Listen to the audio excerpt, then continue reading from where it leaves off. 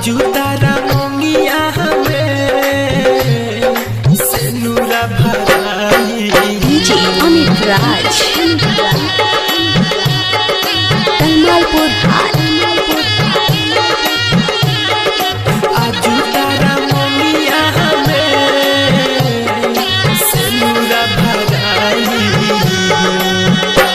Aditya recording studio Machhagar Gopalganj. आजू तारा मंगिया हमें सेनुरा भराई हो। आजू तारा मंगिया हमें सेनुरा भराई हो। दोसरा के नमवा के दोसरा के नमवा के लेबू में हंदीरा चाही हो।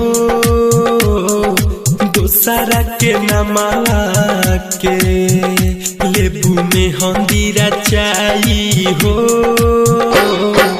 आजू तारा मंगिया हमें सेनुरा भराई हो। डीजे अमित राज कलमालपुर हाट।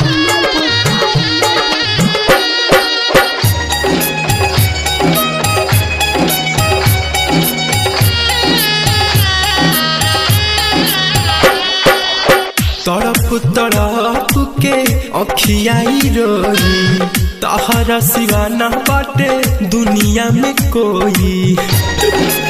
छोड़ के मजा मजा हाँ। तड़प तड़प के अखियाई रोई तहरा सिवा न बाटे दुनिया में कोई। कल से ही चेहरा तोहार नजर न आई हो।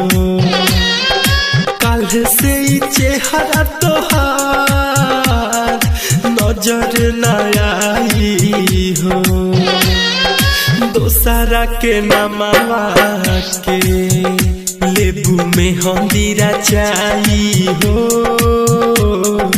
दोसरा के नमवा के लेबू में हंदीरा चाही हो। आजू तारा मंगिया हमें सेनुरा भराई हो।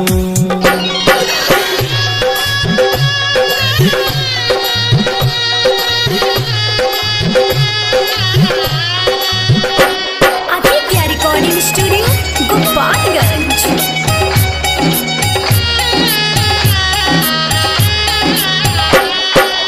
सुनो ये जाने गो सरधा पुरादा घोर के जहरिया अपना हाथ से पिया द।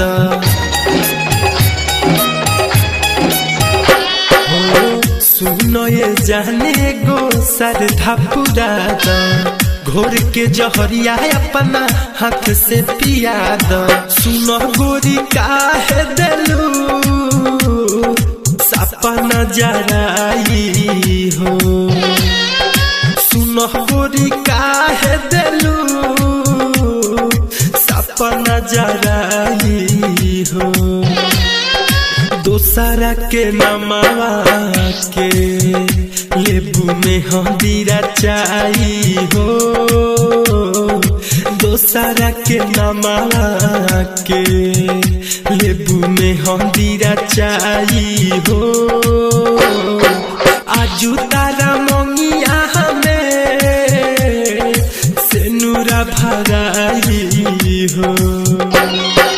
डीजे अमित राज कलमालपुर हाट।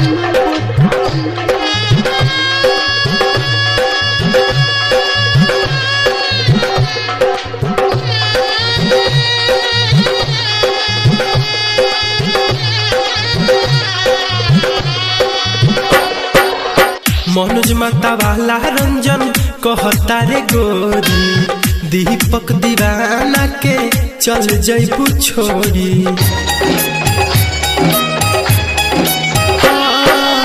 मनोज माता वाला रंजन कहता रे गोरी दीपक दीवाना के चल जइबू छोड़ी। सोनू से सोनाथ कहे